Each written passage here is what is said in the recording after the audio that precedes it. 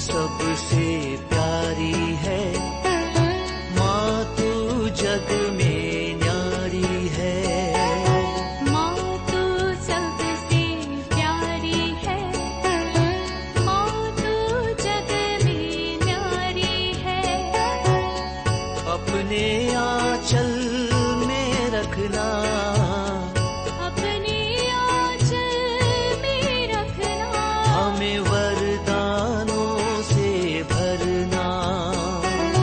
माँ तू सबसे प्यारी है, माँ तू जग में न्यारी है। माँ तू सबसे प्यारी है, माँ तू जग में न्यारी है। पिता, पुत्र और पवित्र आत्मा के नाम पर आमीन। आप सबों को जय यीशु।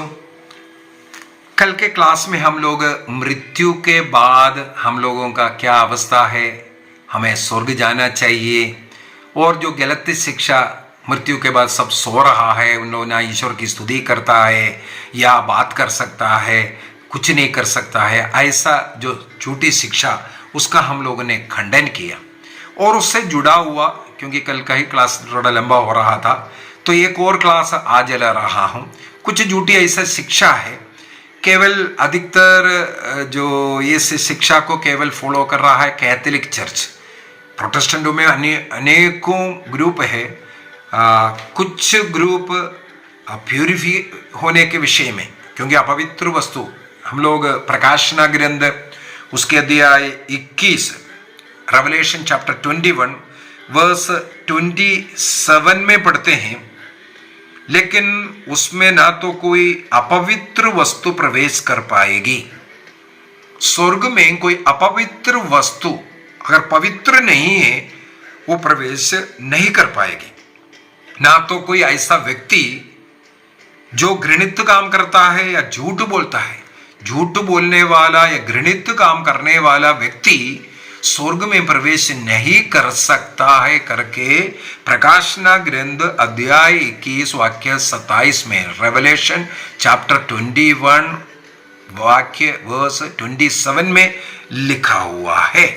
तो क्या अपवित्र जो झूठ बोलने वाला व्यक्ति, इसका मतलब सीधा नरक जाएगा? नहीं। ईश्वर बहुत दयालु ईश्वर है। हो सकता है अच्छा जीवन जी करके आए, आखिरी समय पर कुछ ऐसा कुछ अपवित्रता का गलती हुआ। उदाहरण के लिए हम देख सकते हैं, पेत्रुस ने अपने जीवन में बहुत बड़ा गलती किया। प्रभु के साथ चल करके प्रभु ने उसे कलीसिया का मुखिया बनाया, इसके बावजूद भी प्रभु का तिरस्कार करने वाले, एक बार नहीं, मैं बोलूंगा यूदस ने तो केवल एक बार चुंबन देकर के पकड़वाया, पेत्रुस ने तो 3 बार इनकार किया। मैं उस मनुष्य को जानता तक नहीं। इस प्रकार प्रभु का तिरस्कार करने वाला व्यक्ति, उनको भी प्रभु ने 3 बार मैं प्रभु आपको प्यार करता हूं, ये स्वीकार करने का मौका दिया। पेत्रुस ये बोलने के बाद जाकर के फूट फूट करके रोया, अर्थात वो पश्चाताप किया, मैंने गलती की, वो स्वीकार कर रहा है। और ईसा मसीह को 3 बार तिरस्कार करने वाला 3 बार स्वीकार करके वो पाप का प्रायश्चित करता हुआ ईसा मसीह ने वो अवसर बना करके दिया। एक आग के सामने, आग के पास बैठ करके 3 बार तिरस्कार किया, उसी प्रकार आग जला करके आग के पास खान पान के साथ वहां पर ईसा मसीह ने 3 बार उनका स्वीकार करवाया। ईश्वर करुणा में ईश्वर है, दयालु ईश्वर है। एक भी व्यक्ति मर जाए, नष्ट हो जाए, नरक जाए, ईश्वर नहीं चाहता। क्यों नहीं चाहता? हर एक मनुष्य का मुक्ति के लिए अपने इकलौते पुत्र को कलवारी में क्रूस पर मरने देने वाला पिता ये नहीं चाहता एक भी मनुष्य नष्ट हो जाए। इसलिए एक पापी व्यक्ति जब लौट करके आता है, 99 जो संत लोग जो स्वर्ग में हैं उनसे अधिक जो लौट आने वाले के लिए स्वर्ग में आनंद मनाता है करके बाइबल में लूकस का सुसमाचार अध्याय 15 वाक्य 7 में 10 में लिखा हुआ है। अधिक आनंद मनाता है लौट आने वालों के लिए।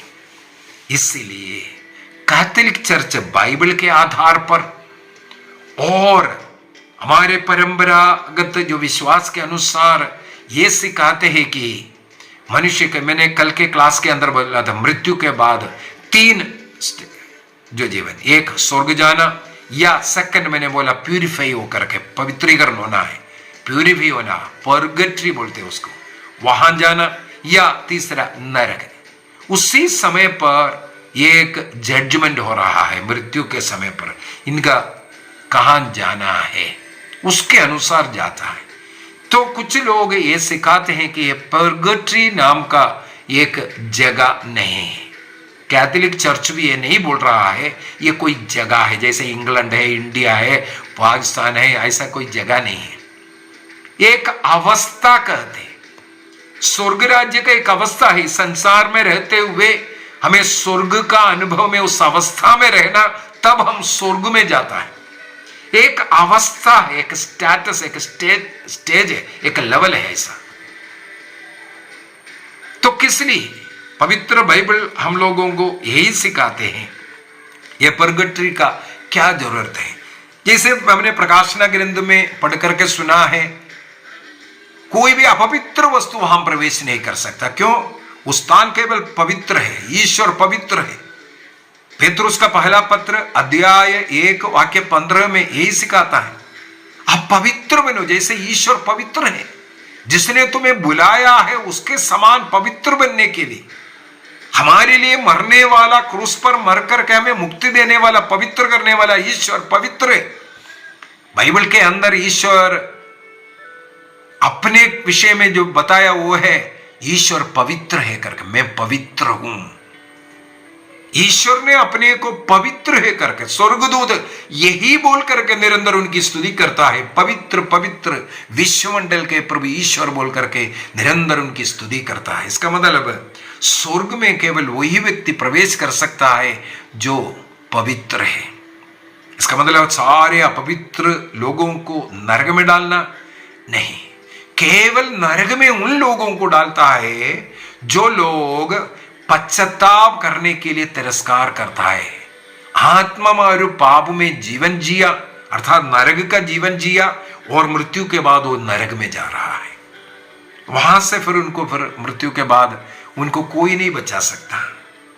लेकिन कुछ ऐसा लोग हैं, अच्छे जीवन जी रहा है, लेकिन कुछ कमजोरियां, बलहीनताओं के कारण अपवित्रता भी उसमें है। जैसे प्रकाशना ग्रंथ में हम लोग पढ़ा है, वो व्यक्ति, ऐसा व्यक्ति जो झूठ बोलता है, मनुष्य बारंबार झूठ बोल रहा है, इसका मतलब अपवित्र। उस झूठ के लिए पश्चाताप करना, प्रायश्चित करना।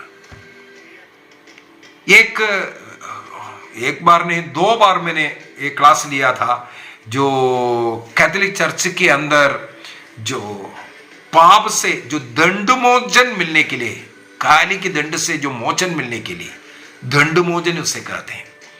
मैंने उस समय पर क्लास के अंदर बताया है दंड मोचन क्या है। पाप मुक्ति जिन पापों के लिए हमें प्राप्त किया है, लेकिन उन पापों का कुछ कालिक दंड, टेम्परल पनिशमेंट बाकी रह गया, उससे मुक्ति। उससे कैसे मुक्ति प्राप्त कर सकता है? हमारे जीवन में आने वाला कष्ट पीड़ाओं को सहन करते हुए, दूसरों की सेवा करते हुए, दूसरों के लिए हम जो पीड़ाएं सह रहा है, या अपने पापों के वो जो दूसरों के लिए जो नुकसान पहुंचाया उसके अनुसार उनको उसको लौटा करके देना, गरीबों को मदद करना, मिस्सा बलिदान अर्पित करना, अनेकों तरीके हैं इन्हें कालिक दंडों से मुक्ति प्राप्त करने के लिए। संत पापा बीच बीच में सब कलीसिया के सब लोगों को पूर्ण दंड मोचन का एक अवसर भी देता है। जैसे ग्रैंड पेरेंट्स डे के दिन में, जुलाई 28 के दिन में ये घोषणा किया हुआ है, सब लोगों को जैसे कलीसिया बोला है उसके अनुसार कार्य करेंगे तो उनको पाप से मुक्ति मिलने के विषय में। कैसे मुक्ति मिलने के लिए क्या करना है? योग्य रीति से प्रभु का शरीर रक्त को ग्रहण करना, पूर्ण रूप से मिस्सा में भाग लेकर के योग्य रीति से परम प्रसाद को ग्रहण करना, और संत पापा और सार्वत्रिक कलीसिया के जरूरतों के लिए, जो मन्नतों के लिए एक हे पिता हमारे प्रणाम मरिया और एक तृत्व स्तुति प्रार्थना करना। इसके बाद कुछ गरीबों का जैसे ऐसा जो भी सेवा कार्य पुण्य कार्य को करना। इसके द्वारा हम लोगों को पूर्ण दंड मोचन मिलता है। पूर्ण दंड मोचन का क्या मतलब है? एक पाप के द्वारा जो नुकसान हम लोगों ने पहुंचाया है उसके लिए जो कितना हमें दंड मिलना है वो पूरे दंड के लिए से हमें मुक्ति मिलना।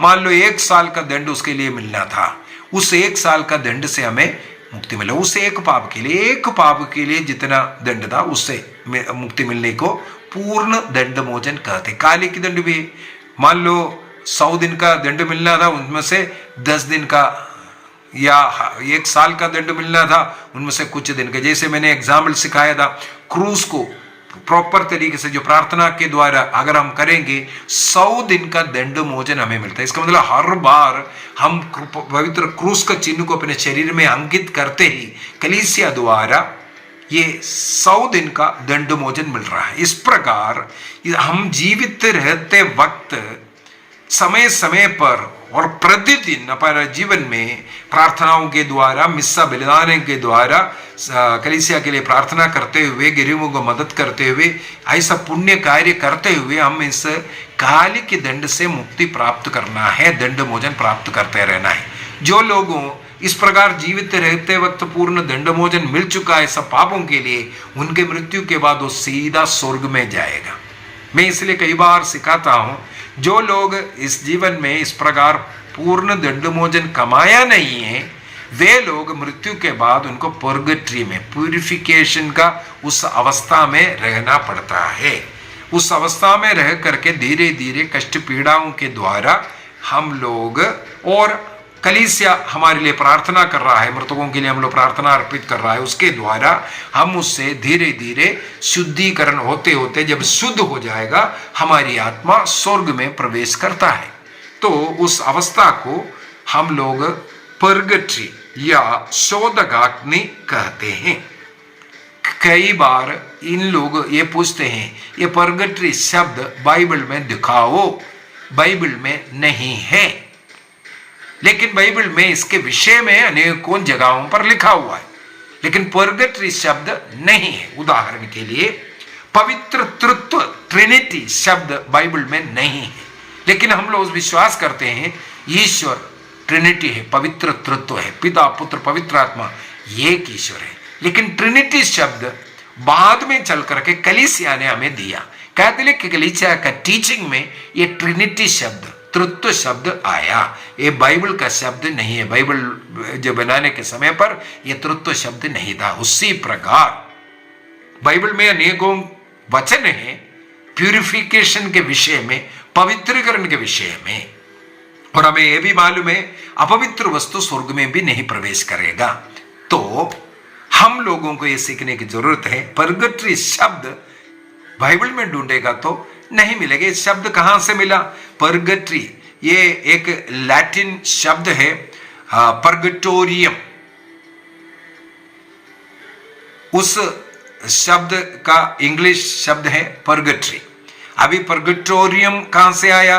पर्गरे, पर्गरे इसका मतलब है टू क्लीन, जो शुद्ध करना, शुद्ध करना। उस शब्द से पर्गेटोरियम शब्द लैटिनी भाषा में आया, उसी में से इंग्लिश भाषा में पर्गेटरी आया। इसका मतलब क्लीनिंग करने वाला वो जगह को, क्लीनिंग करने वाला जगह को हम लोग ये बोलते हैं।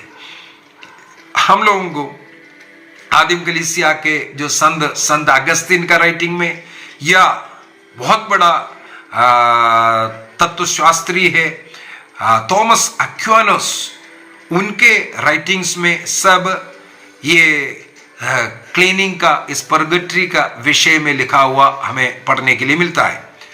1215 में 1215 में जो चौथी लैटरन काउंसिल हुआ, और 1439 में 1439 में जो काउंसिल ऑफ फ्लोरेंस हुआ। इसका मतलब लैटरन चौथा काउंसिल और फ्लोरेंस का जो काउंसिल में इस परगट्री शब्द को, शोधकाग्नि शब्द को इस्तेमाल करना, शामिल करना, लिखना शुरू किया।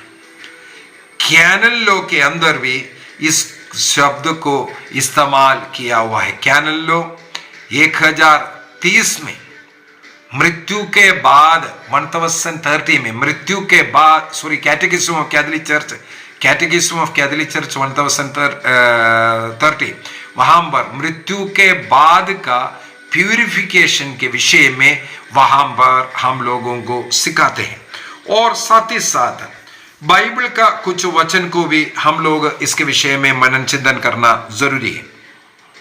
कुरिन्थियों का पहला पत्र 1 Corinthians chapter 3 verse 13 से 15 तक अगर पढ़ेंगे, आत्माओं का परख आग के अंदर होते हुए करने के विषय में लिखा हुआ है। उसको हम लोग, ये जो प्यूरिफिकेशन, स्वर्ग में प्रवेश करने के पहले जो प्यूरिफिकेशन के विषय में हम लोग उसको स्वीकार करते हैं।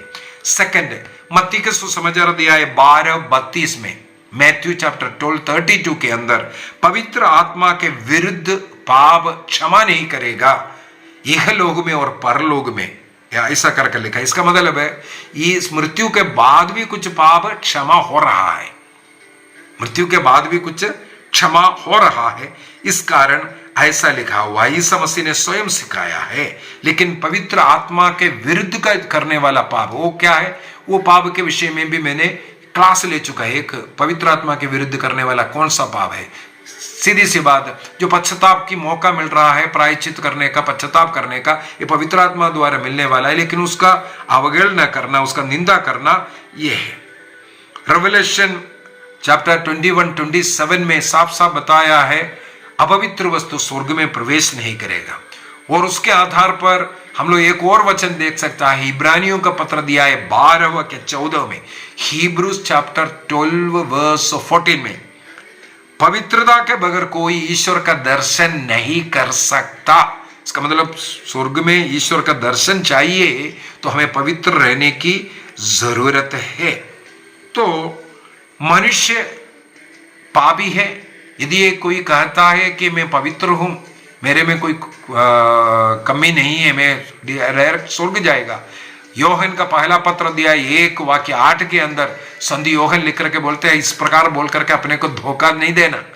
सब लोगों में अपवित्रता है, सब लोगों को पवित्रीकरण की जरूरत है, इसके लिए प्रयत्न करते रहना है। यदि पूर्ण रूप से पवित्र नहीं है, उस शुद्ध होकर के स्वर्ग में प्रवेश करेगा, ये भी कलीसिया सिखाते हैं। और कलीसिया इस प्रकार मृत लोगों के शुद्धिकरण के लिए, पवित्रीकरण के लिए उनके प्रायश्चित भी कर सकता है, क्योंकि कलीसिया एक है, कम्युनियन ऑफ सेंट्स है ना। मृत्यु के बाद भी वो कलीसिया का सदस्य है, वो एक दूसरे के लिए प्रार्थना करना है। हम लोग प्रकाशना ग्रंथ की अनेकों बार अभी बता दिया है, वहां पर लिखा हुआ है ऐसे संत लोग प्रार्थना करते हैं और हम लोग एक दूसरे के लिए प्रार्थना करते हैं। इसको कम्युनियन ऑफ सेंट्स कहते हैं, प्रभु का शरीर का अंग बन करके एक दूसरे के लिए मदद करना। तो ये मृत्यु मर गया उनके लिए जीवित लोग, माता पिता मर गया बच्चे लोग, उनके पापों के लिए प्रायश्चित करना और गरीबों को मदद करना, मिस्सा बलिदान बार बार अर्पित करना। इस प्रकार कलीसिया उनके लिए प्रार्थना करना चाहिए। उसको भी कहां से, सेकंड मक्कबियों का दूसरा ग्रंथ अध्याय 12 वाक्य 43 से आगे अगर हम पढ़ेंगे, वहां पर यूदा मक्काबी ने मृत लोगों के लिए पैसा इकट्ठा किया, यरूशलेम में उनके लिए बलि अर्पित करने के लिए भेजा, प्रायश्चित बलि अर्पित करने के लिए। वो प्रायश्चित बलि मिस्सा बलिदान, पैसा लेकर के दे करके हम लोग मिस्सा बलिदान इसलिए अर्पित करते हैं, पापों का प्रायश्चित इस प्रकार मिस्सा बलिदान के द्वारा हो सकता है, ये बाइबल हमें बता करके दे रहा है। और हमारा इस प्रकार सैंक्टिफिकेशन, पवित्रीकरण होते रहना है। फिलिपियों का पत्र अध्याय 1 वाक्य 6 में लिखा है, ईसा मसीह के दोबारा आगमन तक इस प्रकार का पवित्रीकरण, मिस्सा बलिदान अर्पित करते हुए या किसी भी प्रकार का जो मृत लोगों के लिए भी हम लोग प्रार्थना करते हुए उनका पवित्रीकरण चलते रहना चाहिए। ये फिलिपियंस चैप्टर 1 वर्स 6 में लिखा हुआ। इसका मतलब है पवित्र बाइबल भी हमें ये सिखाता है। और जो ईश्वर का जो आग आने के विषय में हमें शुद्ध करने, मलाकी का ग्रंथ उसके अध्याय 3 वाक्य 2 और 3 के अंदर हमें शुद्ध करने वाला आग के विषय में वहां पर मलाकी के द्वारा ये भी हमें परगट्री, ये शुद्धिकरण प्रक्रिया के विषय में हमें सिखाते हैं। पेतरुस का पहला पत्र अध्याय 1 वाक्य 7 अनेकों ऐसा जगहों पर इस शुद्धिकरण के विषय में, और ये इससे बगैर हम स्वर्ग में प्रवेश नहीं कर सकता, इसका उदाहरण बाइबल से हमें मिलता है। इसलिए ये जब परगट्री, शुद्धिकरण का जगह, ये जो वर्ड परगट्री बाइबल के अंदर नहीं मिलेगा। मैंने बोला है ये जाकर के 12वीं सदी में इस वर्ड को वहां इस्तेमाल किया है, लेकिन ये बात सब पुराना विधान से हम लोग देख रहा है। वो ये शुद्धिकरण के लिए बलि अर्पित करना, प्रार्थना करना, ये सब उपयुक्त है करके बाइबल के अंदर है, और उससे बगैर स्वर्ग में कोई प्रवेश नहीं कर सकता। जो लोग नरक नहीं जाना है, ऐसा कोई पाप नहीं किया है, लेकिन स्वर्ग में प्रवेश करने के लिए उतना शुद्ध भी नहीं है, उनकी शुद्धिकरण की उस अवस्था को हम लोग परगट्री कहते हैं। उस जगह और वो वर्ड को बाइबल में ढूंढ करके मत घूमिए। उस अवस्था को, उस कार्य को हम लोग इस प्रकार शुद्धिकरण, शोधकाग्नि, ये सब बोलते हैं। आइए आगे बंद करें, प्रभु को धन्यवाद दें।